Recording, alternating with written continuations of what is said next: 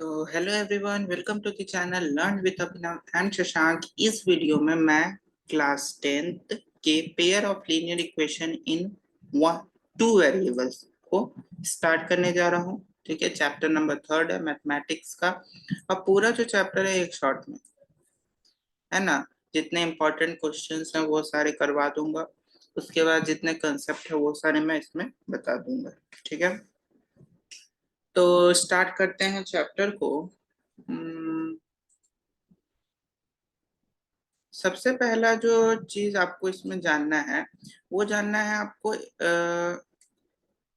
Graphical method. जैसे pair of linear equation, देखो equation जो होता है ना, इक्वेशन मतलब ऐसा चीज कुछ x plus y is equal to 0, जिसमें इज इक्वल टू आ जाए वो तुम्हारा क्या है, इक्वेशन है। जिसमें इज इक्वल टू आ जाए वो क्या गया, इक्वेशन। और जिसमें केवल लिखा रहे x प्लस वाई या 2x माइनस 3, जिसमें इक्वल टू नहीं हो, है ना, इक्वल टू नहीं हो, ये सारे क्या हो गए, एक्सप्रेशन। ये सारे क्या हो गए, एक्सप्रेशन। तो linear equation in two variables का मतलब, टू वेरिएबल्स का मतलब कि ऐसा पेयर ऑफ लीनियर इक्वेशन जिसमें दो वेरिएबल्स होंगे। जैसे 2x plus 3y is equal to 0, तो इसमें देखो दो वेरिएबल है, एक y है एक x है। तो देखो दो लीनियर इक्वेशन का पेयर, जैसे 2x प्लस 3y और 3x plus 2y is equal to 0। तो pair of linear equation in two variables का क्या मतलब हुआ, पेयर ऑफ लीनियर इक्वेशन। देखो ये लीनियर है क्योंकि पावर 1 है, दो पेयर है, दो इक्वेशन है तो पेयर में हो गया। और टू वेरिएबल्स एक्स वाई, तो यही होता है pair of linear equation in two variables. तो इसका पहला जो आपको पढ़ना है वो पढ़ना है ग्राफिकल मेथड ऑफ सॉल्यूशन। पहला पढ़ना है ग्राफिकल मेथड ऑफ सॉल्यूशन से। तो ग्राफिकल मेथड ऑफ सॉल्यूशन क्या होता है ये हम बताते हैं।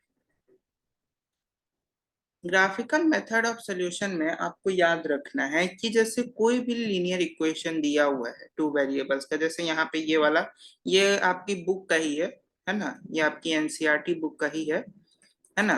तो जैसे यहाँ पे ये दो इक्वेशन दिया हुआ है, अब ये दोनों पेयर ऑफ लीनियर इक्वेशंस जो हैं, है ना, दोनों पेयर ऑफ लीनियर इक्वेशन जो है उनका ग्राफिकल और एल्जेब्रिक रिप्रेजेंटेशन कैसा होता है। अगर कोई भी इसको, इसमें मेन चीज आपको याद रखना है क्या, ये ये ये और इन सारे का कंडीशंस, बस इतना चीज आपको इसमें याद रखना है। अब ये सारा चीज याद कैसे रखेंगे, देखो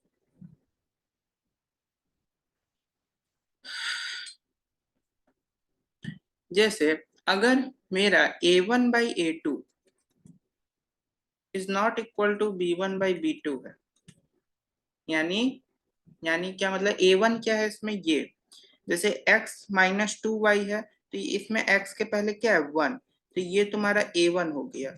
ठीक है, ये तुम्हारा क्या हो गया, ये तुम्हारा b1 हो गया, ये तुम्हारा a2 हो गया यहाँ 3, और ये 4 तुम्हारा क्या हो गया, b2 हो गया। ये यहाँ पे c हो गया, 20 जो है ना वो c होगा। जैसे इसमें c नहीं है, इसमें c नहीं होगा, अगर होगा भी तो वो -0 इज इक्वल टू 0 होगा। ठीक है, तो अभी सी का केस को बाद में देखते हैं, पहले इसको समझो। ये तुम्हारा a2 b2, यहाँ a1 और ये b1। ठीक है, अब यहाँ पे a1/b2 यानी 1/3 और b1/b2 यानी -2/4। a1/a2 is not equal to b1/b2, मतलब इसका होता है इंटरसेक्टिंग लाइंस। इसका क्या होता है, इंटरसेक्टिंग लाइंस, यानी ग्राफ पे जो तुम्हारा इसका ग्राफ बनेगा वो क्या करेगा कि एक दूसरे को, वो क्या करेगा, एक दूसरे को इंटरसेक्ट करेगा। जैसे एक लीनियर इक्वेशन का ग्राफ यहाँ पे आया और दूसरे का मान लो हो सकता है ऐसे करके ऐसे आया, तो इसका एग्जैक्टली एक ही सॉल्यूशन होगा। इसका ये पॉइंट, इसका ये जो पॉइंट होगा यही तुम्हारा एग्जैक्टली वन सॉल्यूशन इसका होगा, जिसको यूनिक सॉल्यूशन बोलते हैं। समझ में आ गया इंटरसेक्टिंग लाइंस का केस। उसी तरह से तुम्हारा जो a1/a2 है वो अगर equal to b1/b2 is equal to c1/c2। अब इसमें देखो ये तुम्हारा a1 जैसा बताए थे, ये b1 हो गया, और इसमें ये तुम्हारा क्या हो गया c1। इसमें ये क्या हो गया a2, ये हो गया b2, और ये हो गया तुम्हारा c2। c2 यहाँ लिखा भी हुआ है वैसे, ठीक है, a1/a2, b1/b2 और c1/c2, है ना। इसमें अगर ये तीनों एक दूसरे के बराबर होता है तो कौन सा लाइन होता है, कोइंसिडेंट लाइन। यानी ऐसे ग्राफ है, ठीक है, ग्राफ पे कोइंसिडेंट लाइन होगा, मतलब कि एक ही लाइन के ऊपर, एक ही के ऊपर बहुत सारा कोइंसिडेंट, यानी एक दूसरे के ऊपर क्या होगा, ओवरलैप कर लेगा, एक दूसरे के ऊपर ओवरलैप कर लेगा। और इसका इनफाइनाइटली मेनी सॉल्यूशन होगा, हो सकता है यहाँ पे भी हो, यहाँ पे भी हो, यहाँ पे भी हो, यहाँ पे भी, यहाँ पे भी, यहाँ पे भी, यहाँ पे भी, यहाँ पे, ठीक है। उसके बाद आता कौन सा है फिर तुम्हारा, ये समझ गया, कोइंसिडेंट लाइंस वाला इनफाइनाइटली मेनी सॉल्यूशन। उसके बाद आता है तुम्हारा ये कौन सा, पैरेलल लाइंस वाला, जिसमें नो सॉल्यूशन होता है, यानी कोई सॉल्यूशन नहीं होगा इसका। जैसे इसमें भी ये वाला तो अब जान ही गया, a1 कौन होगा, b1 कौन होगा, ये तुम्हारा a1, ये तुम्हारा b1, ये तुम्हारा c1 हो जाएगा, ये तुम्हारा a2, ये तुम्हारा b2, ये तुम्हारा c2, ठीक है। हो सकता है कभी कभार क्वेश्चन में ऐसे भी दिया हो 2x+4y इज इक्वल टू 12, तो बस ये 12 को इधर ले आइएगा माइनस में, तो यही आपका c होगा, वही चीज देखो यहाँ किया है, ठीक है। तो पैरेलल लाइंस के केस में क्या होता है, अब देखो पैरेलल लाइंस अगर होगा तो पैरेलल लाइंस ना ही एक दूसरे को इंटरसेक्ट करेगा, ना ही कोइंसिडेंट करेगा, मतलब उसका कोई सोल्यूशन नहीं होगा।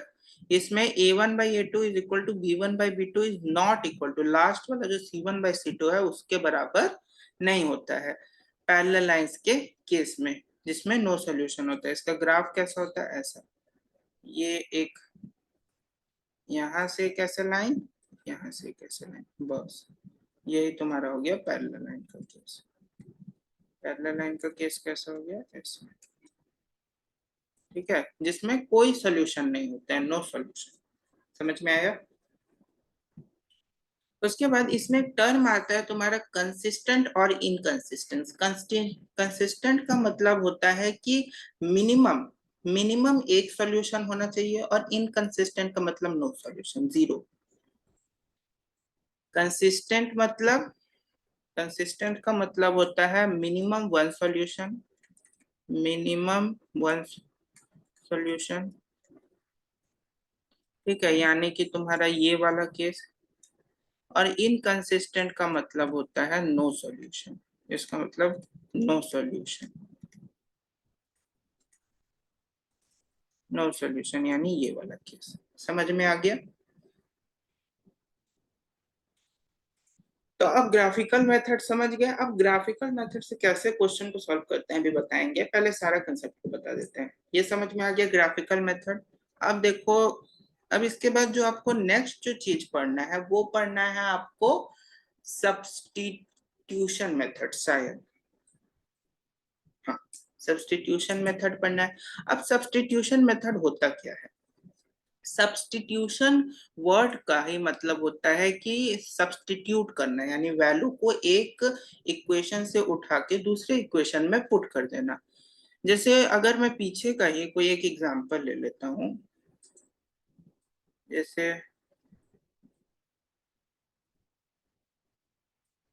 जैसे यहाँ पे 2x+3y-9 इज इक्वल टू 0, और 4x+6y, ठीक है। जैसे यहाँ पे अगर लिखें 2x+3y- इज इक्वल टू 9, और 4x+6y इज इक्वल टू 18, ठीक। ये दो इक्वेशन है मान लो मेरे पास।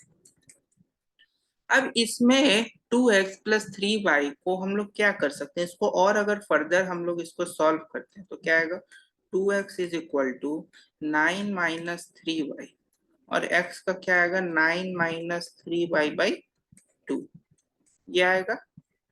आएगा कि नहीं आएगा? अब यही जो वैल्यू है ना, इसको क्या करो, एक्स का ये जो वैल्यू है यहाँ इस सेकेंड इक्वेशन में पुट कर दो एक्स की जगह। तो 4x + 6y is equal to 18। X की जगह इस वैल्यू को डाल देंगे। 4 × 9 - 3y/2 + 6y is equal to 18। उसके बाद इसको सॉल्व करेंगे।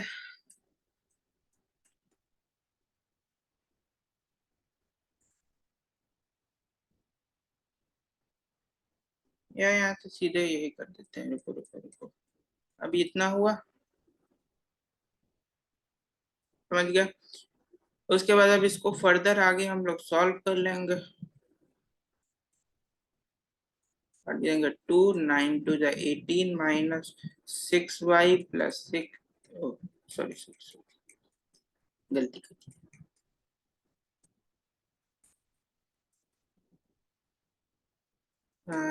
यहाँ पे 6y - 9 3y/2 + 6y is equal to 18 होगा। उसके बाद यहाँ पे 36 - 12y/2, ठीक है, +6y इज इक्वल टू 18 हो गया।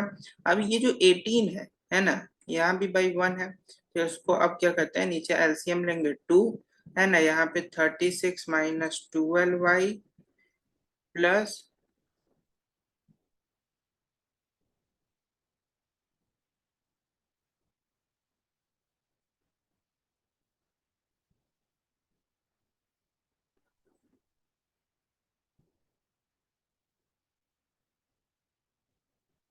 12y, ठीक है, इज इक्वल टू 18 × 2। अब यहाँ से ये y का वैल्यू देखो, यहाँ पे 12y और ये 12y कट जाएगा, तो यहाँ पे तुम्हारा ये जो है 36 आ रहा है। ठीक है, अब ये क्यों आ रहा है, क्योंकि हम ये जो क्वेश्चन लिए हैं ना, ये हम उससे लिए एग्जाम बुक में जो पेयर ऑफ कंसिस्टेंट था उससे क्वेश्चन लिए, तो इसलिए इसका वैल्यू जो है एक्स और वाई का वैल्यू वो तुम्हारा नहीं आ रहा है। लेकिन ये जो सब्स्टिट्यूशन मेथड है होता ऐसे ही है। ठीक है, जैसे एक्स का वैल्यू हम एक इक्वेशन से एक्स का वैल्यू ले लिए और उसको क्या किए, फिर वाई में पुट कर दिए, दूसरे इक्वेशन में पुट कर दिए। ठीक है, जैसे यहाँ पे ये इक्वेशन 2 था ना, तो याद रखो एक्स का वैल्यू लिए इक्वेशन 1 से और इसको क्या किए, इक्वेशन 2 में पुट कर दिए। बस जैसे ही पुट किए वहां से आपका आगे अगर करोगे तो y का वैल्यू निकल जाएगा, और y का वैल्यू निकल गया तो उसको 1 या 2 दोनों में से किसी में पुट कर दो, उसमें x का वैल्यू फाइंड आउट हो जाएगा। समझ में आ गया सब्स्टिट्यूशन मेथड। और उसके बाद एलिमिनेशन मेथड इसके बाद होगा आपका एक, वो भी बहुत अच्छा मेथड है, एलिमिनेशन मेथड। एलिमिनेशन मेथड में क्या होता है कि जैसे इसमें क्या जैसे इसमें क्या होता है कि अगर जैसे लिखा है 3x + 4y, ठीक है, इज इक्वल टू 2n, ठीक है, और अगर लिखा है 3x,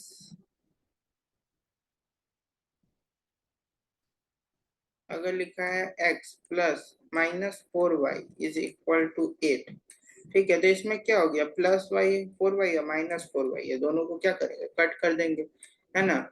तो 3x + x 4x is equal to 12 8 20, x is equal to 5, x का वैल्यू 5 पता चल गया। इसी वैल्यू को किसी एक इक्वेशन में, फर्स्ट या सेकंड दोनों में से किसी एक इक्वेशन में पुट कर देंगे, x का वैल्यू y का वैल्यू आपको पता चल जाएगा। तो यही है एलिमिनेशन करना, मतलब एलिमिनेट कर देना, एक जो वेरिएबल है उसको एलिमिनेट कर देना। समझ में आया? बस यही था आपका चैप्टर, बस इतना ही है चैप्टर में, और कुछ है नहीं। बस अब आपको जितना से जितना हो सके क्वेश्चन सॉल्व करने हैं। कुछ इंपॉर्टेंट क्वेश्चन को हम यहाँ पे अभी डिस्कस करते हैं, चलिए। क्वेश्चन नंबर फर्स्ट है आपका कि Tina went to a sale to purchase some pens and pencils. ठीक है, ये क्वेश्चन आपके बुक का ही है, सारा जितना क्वेश्चंस करवा रहे हैं और बुक का इंपॉर्टेंट क्वेश्चंस है। ठीक है। टीना एक सेल में गई कुछ पेन्स और पेंसिल्स खरीदने के लिए। जब उसके फ्रेंड ने उससे पूछा, when her friend asked her how many, क्या लिखा है, how many of, how many of each she had bought, she answered, the number of pencils is two less than twice the number of pens purchased. The number of pencils जितना वो खरीदी है ना, the number of pencils is two less than twice the number of pens, यानी जितने number of pens वो खरीदे उससे दो कम है, उससे दो क्या है, कम है उसके पास। समझ में आया? Also the number of pencils is four less than four four times the number of pens purchased. Help her friend to find how many pens and pencils Tina bought.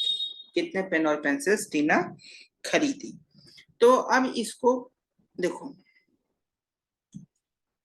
यहाँ देखो क्वेश्चन में यहां से लेके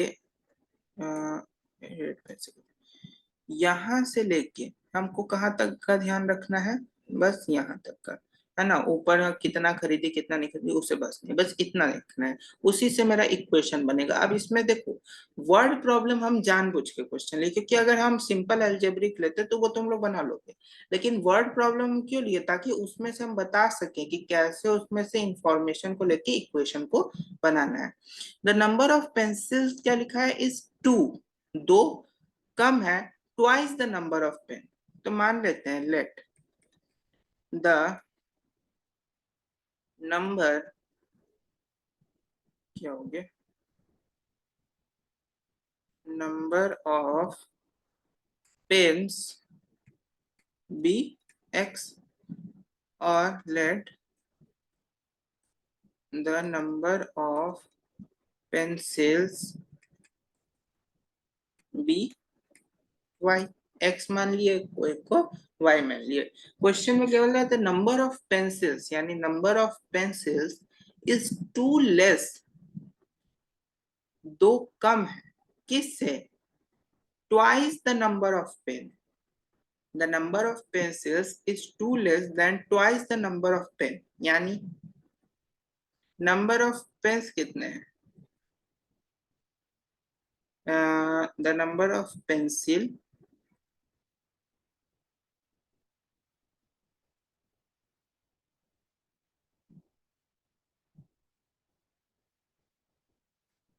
जैसे नंबर ऑफ पेंसिल जो है ये दो कम है, ये क्या है, दो कम है,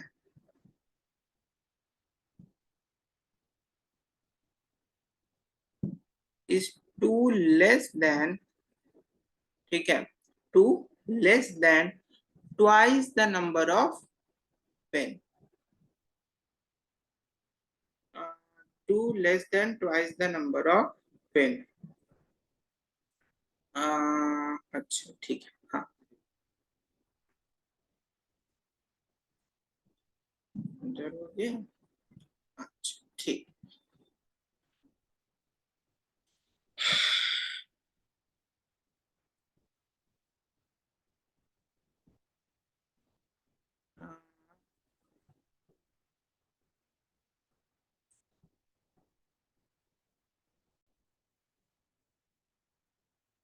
देखो और सिस्टम नेटवर्क डिस्कनेक्ट हो गया तो, ठीक है। हाँ, तो number of pencils is two less than twice the number of pens. Number of pencils को क्या माना है, वाई, तो वाई क्या है, दो कम है, twice the number of pen, number of pens कितना है, टू एक्स, तो two x twice the number of pen से पेंसिल कितना कम है, दो, तो टू एक्स माइनस टू।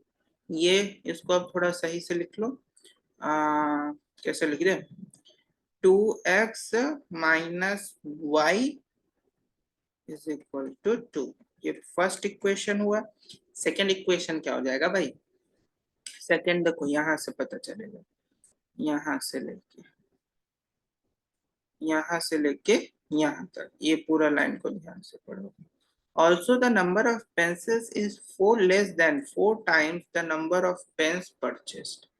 अब number of pencils is four less than number of pens, अब number of पेंसिल जो है वो 4 कम है ना, 4 less than 4 times the number of pens, यानी number of pencils is 4 less 4 times the number of pen. समझ में आया? तो 4x minus Y is equal to 4। ये एक दूसरा इक्वेशन हो गया। अब इन दोनों इक्वेशन को सॉल्व कर लो। अब चाहे एलिमिनेशन से करो चाहे सब्स्टिट्यूशन से करो, हमको एलिमिनेशन पर्सनली ज्यादा पसंद है, क्योंकि सब्स्टिट्यूशन में वैल्यू डालो ये डालो वो करो, है ना, एलिमिनेशन से आसानी से हो जाता है। ठीक है, अब एलिमिनेशन में यहाँ पे तगड़ा तरीका है। देखो हम एलिमिनेशन से करेंगे तो एक और चीज तुम लोग को सीखने को मिलेगा। ठीक है,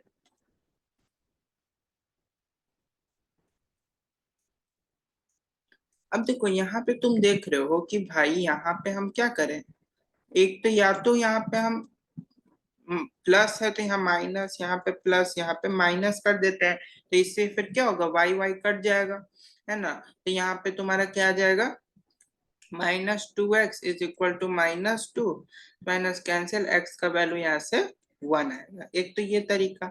दूसरा तरीका इसमें क्या है, देखो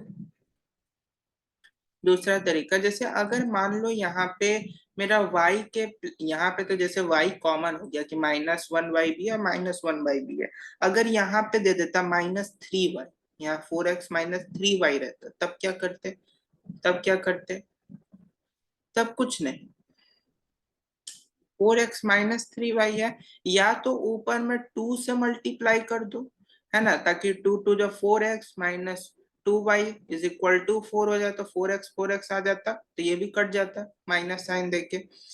अगर नहीं होता, है ना, या तो 3 से भी कर सकते थे, तो यहाँ पे अगर 3y तुमको देता तो 3 से करते तो यहाँ पे भी 3y आ जाता, +3y -3y कट जाता।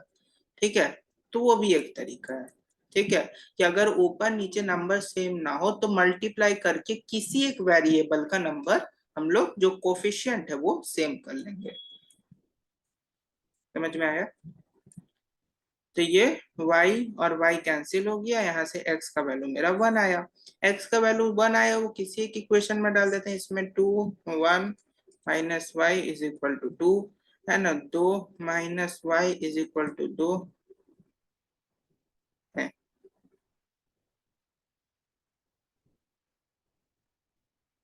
तो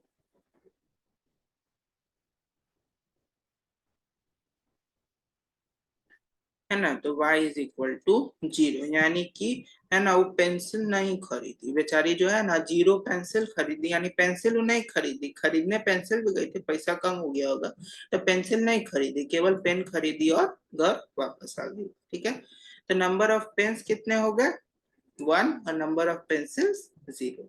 समझ में आ गया? चलिए भाई, समझ में आ गया तो अगला क्वेश्चन करते हैं हम। क्वेश्चन नंबर 2 है, ओ ग्राफ वाला क्वेश्चन है। ठीक है, ग्राफ वाला क्वेश्चन देखिए, यहाँ पे हम ग्राफ पेपर भी जानबूझ के लिए, आपको तो ग्राफ पेपर आपके पास है मेरे पास नहीं है, तो देख लेते हैं। Draw the graph of the equation x minus y plus 1 is equal to 0 and 3x plus 2y minus 12, है ना, ये दो ग्राफ, दो को आपको दे दिया, एक ये दो इक्वेशन दे दिया। Determine the coordinate of the vertices of the triangle form by this and the x axis, यहाँ पे एंड द वाई एक्सिस, ये वाला क्वेश्चन भी हम जानबूझ के लिए इसमें भी समझाना है, and the shade the triangular region. ठीक है, अब देखो इसमें सबसे अच्छा तरीका क्या होता है कि हम सॉल्यूशन फाइंड कर लें, सॉल्यूशन फाइंड कर लेते हैं। जैसे x minus y plus 1 is equal to 0 करना है, तो इसका हम लोग मान लो कितना, हम दो सॉल्यूशन लेते हैं, लेकिन मैक्सिमम आप लोग 3 ले लो। ठीक है, 3 लेते हैं, 3 क्यों लेते हैं, ताकि सेटिस्फाइड लगे, थोड़ा सा सेटिस्फाइड लगे, इसलिए हम 3 सॉल्यूशन लेते हैं, ताकि थोड़ा सेटिस्फाइड लगे। ठीक है, और एक यहाँ पे भी ग्राफ बना लेते हैं, 3x plus 2y -12 is equal to 0, तो एक यहाँ पे भी हम बना लेते हैं। ठीक है।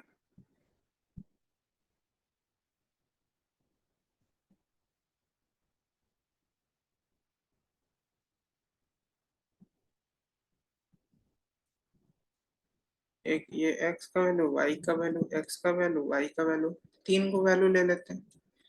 ठीक है, एक, तीन। अब पहले में ले लेते हैं x का वैल्यू, क्या ले लोगे? एक ले लो तुम, जीरो। एक ले लो, अगर जीरो लोगे तो यहाँ पे y का वैल्यू वन ले लो।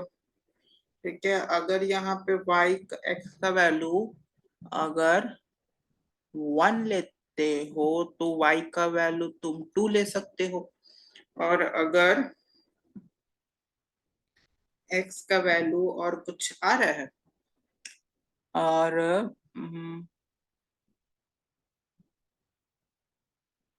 और कुछ आ रहा है x का वैल्यू,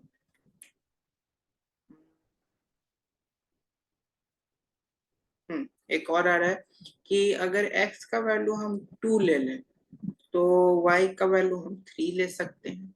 ले सकते हैं, बिल्कुल ले सकते हैं, कोई प्रॉब्लम नहीं, ले सकते। ठीक है, अब यहाँ पे इसमें देखते हैं 3x + 2y - 12 = 0।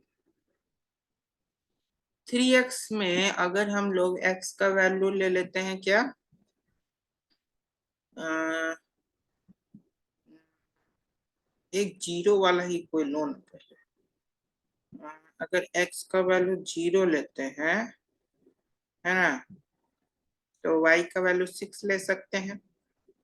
अगर x का वैल्यू फोर लेते हैं तो y का वैल्यू एक जीरो लिया जा सकता है ना। इस इक्वेशन को सेटिस्फाइड करना चाहिए वो।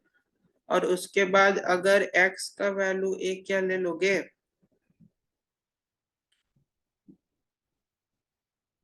टू ले लो। तो यहाँ पे भी सिक्स, यहाँ पे भी थ्री।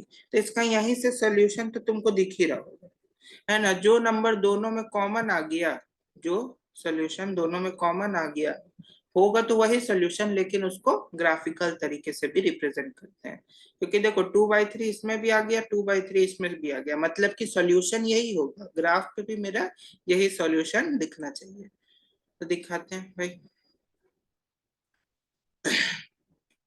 अब अब देखो जीरो वन, है ना। अब ग्राफ पे प्लॉट कीजिए। यहाँ पे तुम्हारा ग्राफ है, हम ग्रीन से दिखाते हैं, ये तुम्हारा जीरो हो गया। ठीक है, अब जीरो वन है। अब क्या है तुम्हारा, जीरो वन, यानी एक्स एक्सिस पे जीरो, वाई एक्सिस पे वन। तो पहला पॉइंट तो यहाँ पे हो गया, पहला पॉइंट यहाँ पे हो गया। दूसरा पॉइंट तुम्हारा एक्स एक्सिस पे वन, वाई एक्सिस पे टू। एक्स एक्सिस पे वन, वाई एक्सिस पे टू।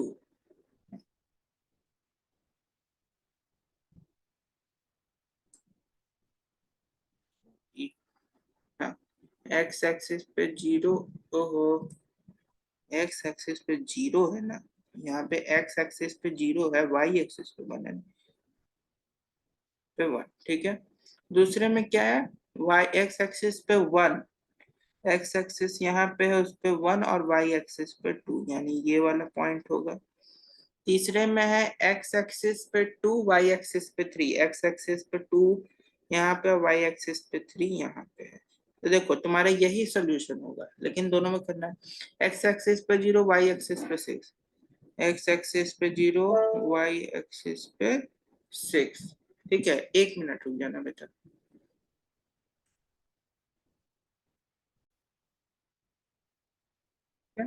तो एक्स एक्सिस पे जीरो और वाई एक्सिस पे सिक्स, तो एक यहाँ पे हो गया, ये वाला। उसके बाद एक्स एक्सिस पे फोर, वाई एक्सिस पे जीरो। एक्स एक्सिस पे फोर कहाँ है, ये रहा।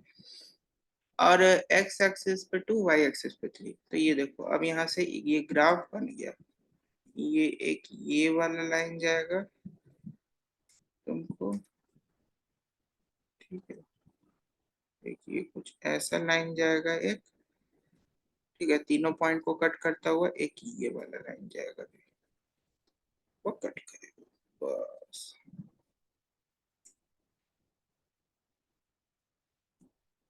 देखो यही तुम्हारा ग्राफ बन गया। अब इस लाइन पे ना लिख भी देना कि किस इक्वेशन का कौन सा है। ठीक है, जैसे ये वाला जो हम लोग बनाए हैं, ये वाला, ये तुम्हारा किस इक्वेशन का बना है, x-1 plus x-y+1 equal to 0। और ये किसका बना है, 3x+2y-12 इक्वल टू 0। इसका ये वाला बना है। ठीक है, अब हम लोग को आगे भी बोल रहा था, determine the coordinate of the vertices of the triangle formed by these lines and the x axis. अभी इस लाइन, इस चीज पे ध्यान रखना, and the x axis and the y axis. And the x axis मतलब उसका जो बेस होगा ट्रायंगल का, वो कहाँ होगा, एक्स एक्सिस पे। देखो ये वाला ट्रायंगल बोल रहा है, इसका बेस कहाँ है, इसका बेस किस एक्सिस पे है, एक्स एक्सिस पे। ये एक्स एक्सिस हो गया, ये वाई एक्सिस हो गया, तो इसका बेस कहाँ है, एक्स एक्सिस पे है। समझ में आया। उसके बाद यहाँ पे ये भी बोल सकता था कि determine and the y axis. अगर वाई एक्सिस बोलता तो कौन सा लेते, ये वाला। समझ में आया। एक्स एक्सिस बोला है तो ये वाला लेंगे। उसके क्या बोल रहा है, शेड द ट्रायंगुलर रीजन, तो ट्रायंगल रीजन को शेड कर देंगे और उसका कोऑर्डिनेट बता देंगे। तो 2 3 एक हो जाएगा, एक को यहाँ पे कोई कोऑर्डिनेट होगा, एक यहाँ पे हो गया तुम्हारा 4 0, और एक हो जाएगा कौन सा तुम्हारा, कुछ -1 0। समझ गया, तो ये 3 कोऑर्डिनेट हो जाएगा। अब इसका एरिया निकालने को बोलता तो half into base into height. Base क्या हो जाएगा, ये इसका लंबाई पता कर लेंगे और इसका हाइट पता कर लेंगे। हाइट कितना हो गया, 3 हो गया। बेस कितना हो गया, 1 2 3 4 5, हाँ 1/2, 15/2, यानी कुछ हाफ गुने 3 × 5। ठीक है, तो कितना हो गया, 15/2, कुछ उतना ही बेस तुम्हारा होगा। ठीक है,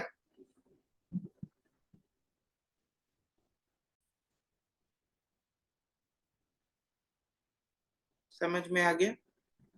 चलिए, तो शेड द रीजन वाला ये शेड कर दिए, रीजन को भाई लीजिए। समझ में आ गया क्वेश्चन। चलिए, अब नेक्स्ट क्वेश्चन जल्दी से देखते हैं भाई, जल्दी दिखाओ भाई। नेक्स्ट क्वेश्चन क्या है, टैक्सी चार्ज वाला क्वेश्चन।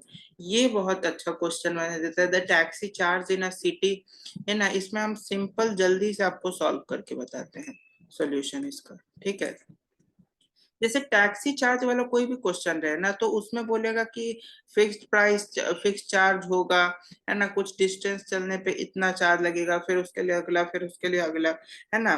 तो इसमें क्या करना है कि फिक्स चार्ज को क्या करना है, एक्स मान लेना है। Let the fixed charge be x, और वो हर के साथ क्या होता है, जुड़ाता जाएगा। एक्स मान लिया, है ना। एंड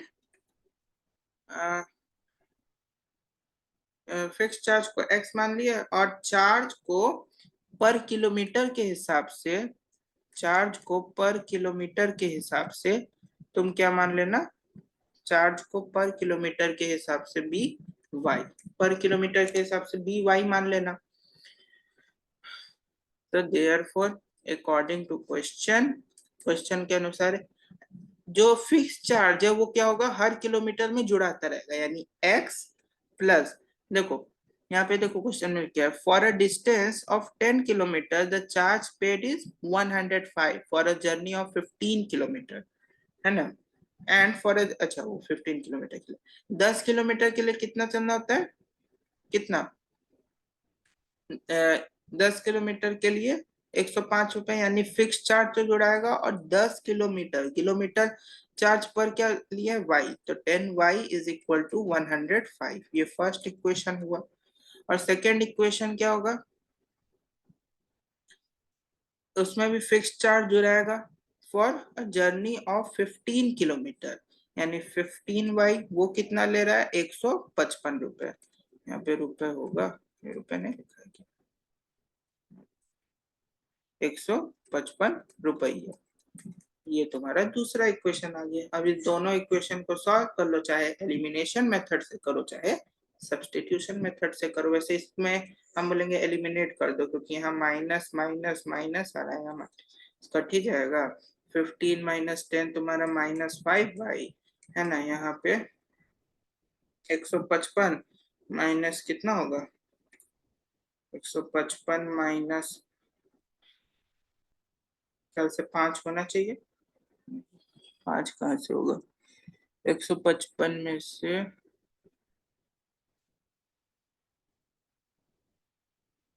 50 होगा,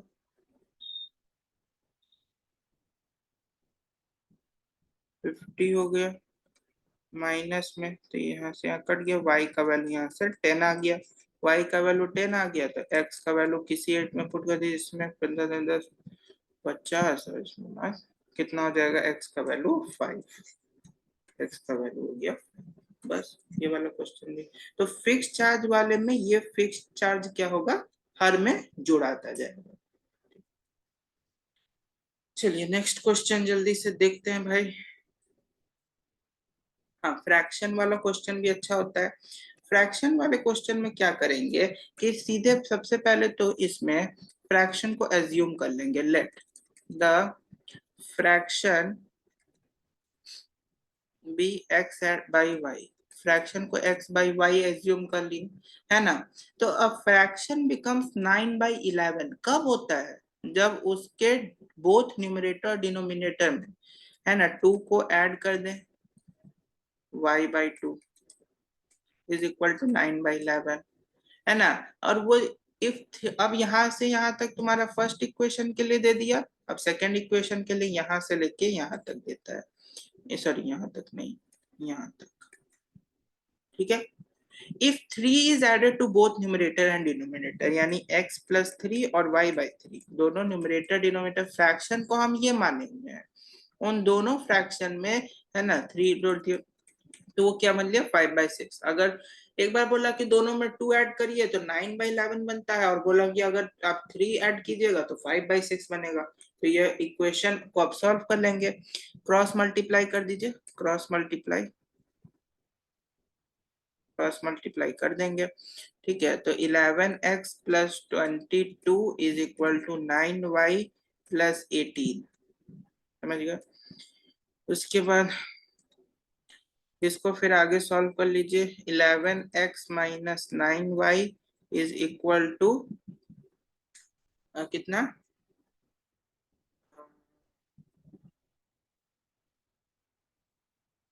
22, ठीक है।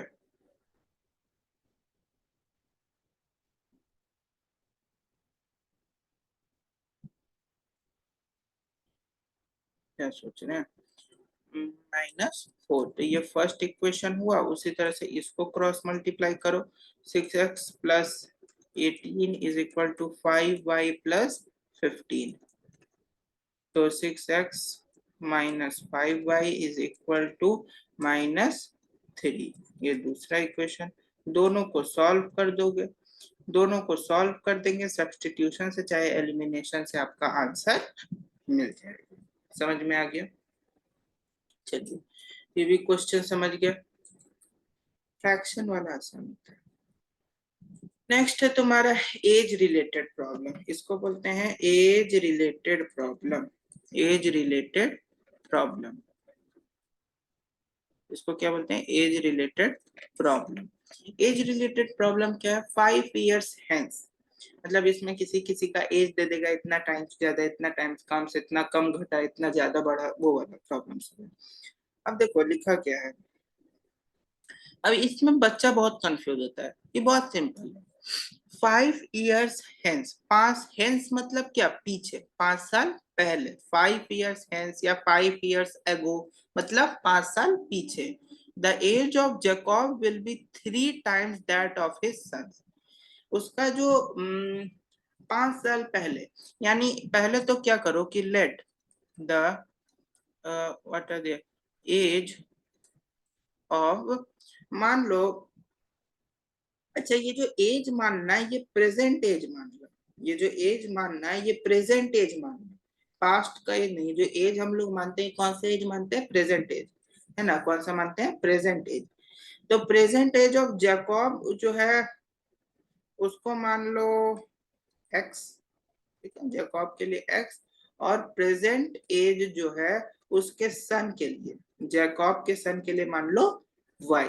ठीक है, तो अकॉर्डिंग टू क्वेश्चन, क्वेश्चन के अनुसार ध्यान से देखो, 5 years हेंस यानी 5 साल पहले, तो क्या हो जाएगा, 5 years hence, 5 साल पहले, the age of Jacob will be 3 times that of his son. यानी उसका जो सन है ना, 5 साल पहले, यानी अभी जो उसका एज है वो 5 साल बढ़ गया होगा। 5 साल पहले जो उसका एज होगा, अभी हम लोग इसका कौन सा एज ले रहे हैं, प्रेजेंट एज, तो अभी उसका एज 5 साल बढ़ गया होगा। तो x+5, और अगर पिता का एज, अगर, है ना, पिता हो पता नहीं कौन है इसके, जैकब पापा है कि कौन है पता नहीं, पापा ही मानते हैं, अगर पापा का उम्र 5 साल बढ़ेगा तो बेटे का भी उम्र 5 साल बढ़ेगा बस। तो दूसरी तरफ y+5 कर दीजिए। उसके बाद क्या बोल रहा है, will be 3 times that of his son, यानी किसका एज, जैकब का एज, तो इसमें 3 नहीं करेंगे, इसमें 3x+5 में 3 नहीं करेंगे, तब तो वो बेटे के एज का बराबर हो जाएगा, इसमें 3 करेंगे, किसमें, इसमें 3 करेंगे, तब ना होगा कि age of Jacob will be 3 times the age of his son. अपने बेटे के एज का 3 गुना जो है जैकब है। समझ में आया। तो यहाँ से इक्वेशन फर्स्ट निकाल लेंगे, x+5 = 3y+15। ठीक है, x-3y = 10, ये इक्वेशन 1 आ गया। उसी तरह से अब दूसरा देखो, 5 years ago यानी 5 साल पहले,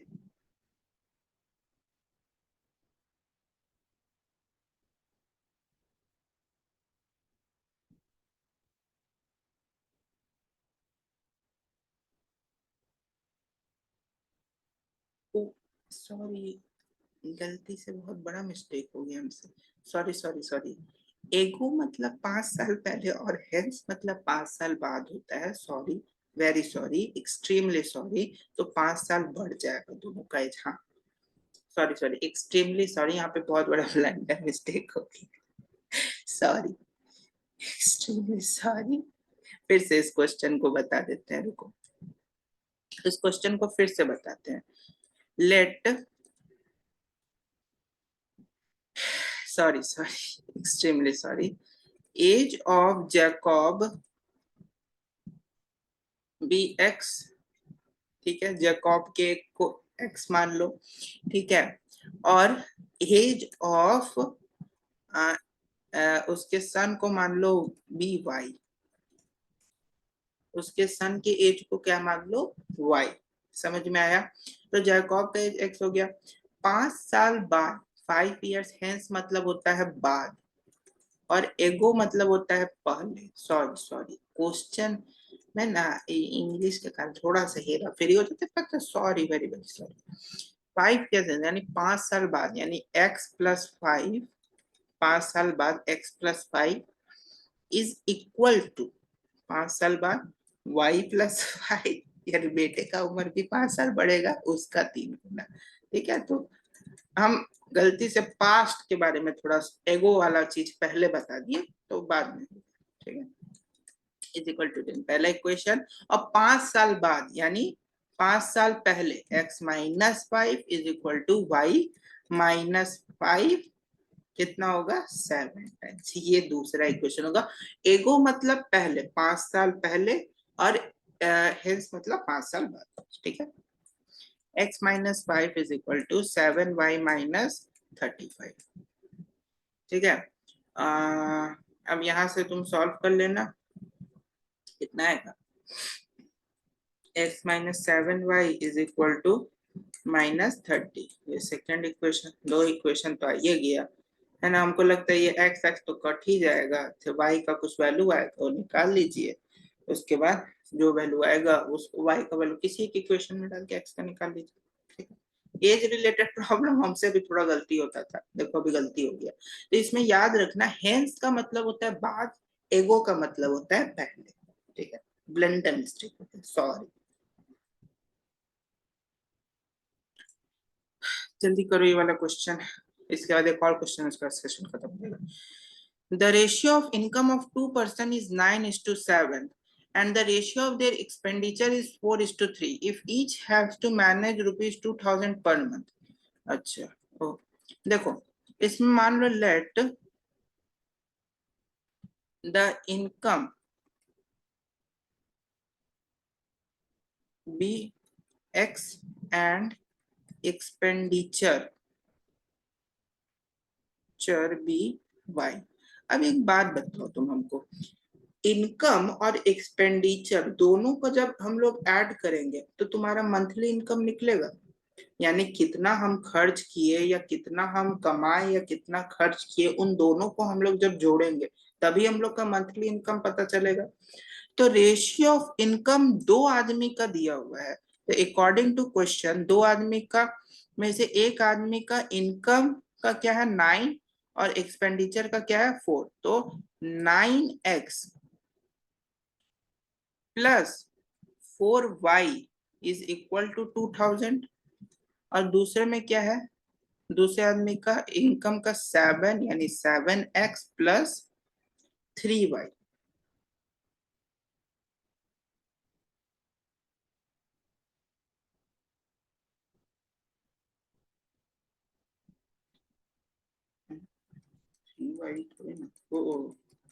माइनस होगा ना, 9x minus 4y is equal to ना 2000। ठीक, सॉरी सॉरी, इनकम एक्सपेंडिचर में से घटाएंगे 9x माइनस 4y।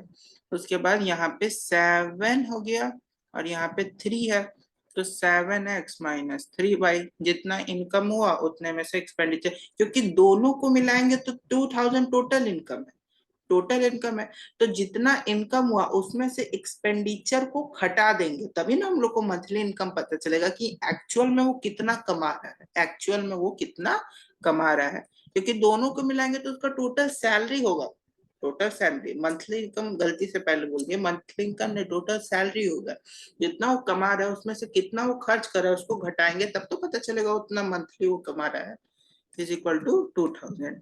फिर यहाँ पे दो इक्वेशन आ गया ना, अब यही दोनों इक्वेशन को सॉल्व करेंगे तो आंसर मिलेगा। इसमें ना हम जानबूझ के क्वेश्चन लिए थे रेशियो वाला, क्योंकि यहाँ पे बच्चा क्या करेगा 9x प्लस 7, वो नहीं करना है, दो आदमी का दिया, एक आदमी का ये एक्सपेंडिचर इनकम लेना है, एक का ये लेना है, ठीक है।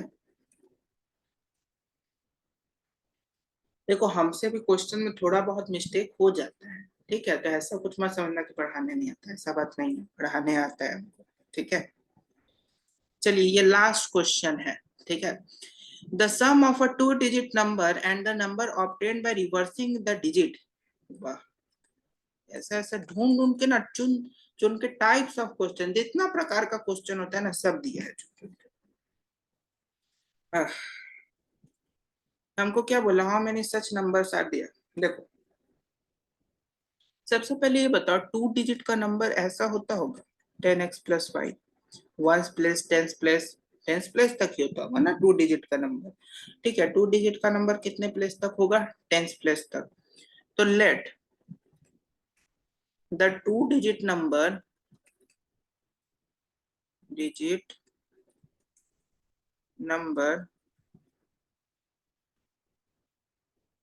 be x and y। let the two digit number be x and y x या y मानते हैं, ठीक है।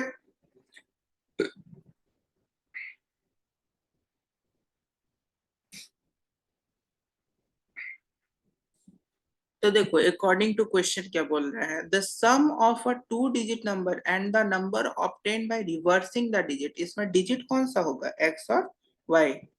दो डिजिट नंबर तो मेरा ये होगा, लेकिन उसका डिजिट्स यानी नंबर का जो डिजिट होगा वो x और y होगा, यानी 10x plus y the sum of a two digit and the number obtain by reversing the digit को रिवर्स बस करना है, यानी 10 के साथ जैसे पहले x था ना तो अब y कर देंगे 10y प्लस x, यानी डिजिट को बस रिवर्स करना है, इज 66।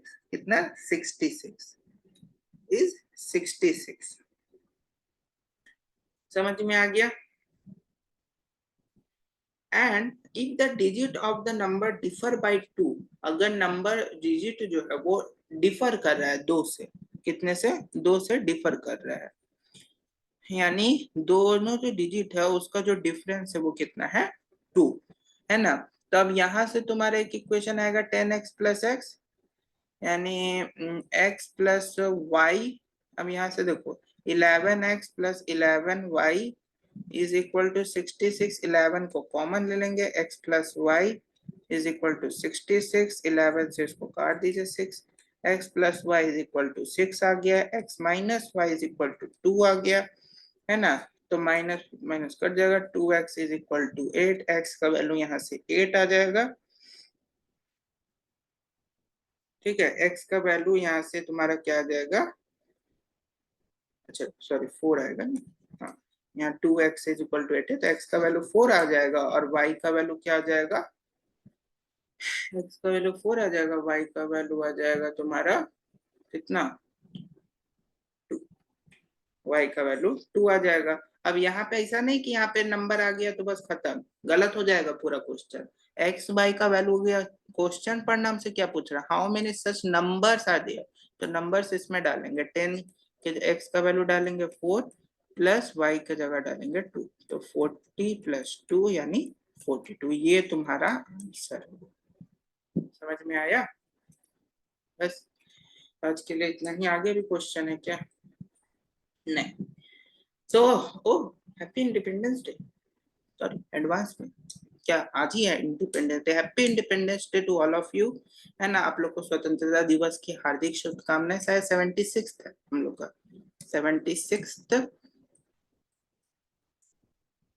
है ना, इंडिपेंडेंस डे है, इसकी आप लोग को ढेरी शुभकामनाएं।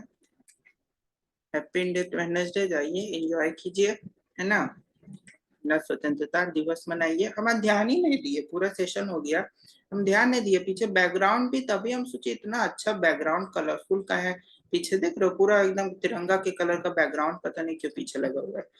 ठीक है, तो चलिए हैप्पी इंडिपेंडेंस डे आप सभी को, मिलते हैं अगले सेशन में, तब तक के लिए bye bye, tata, see you.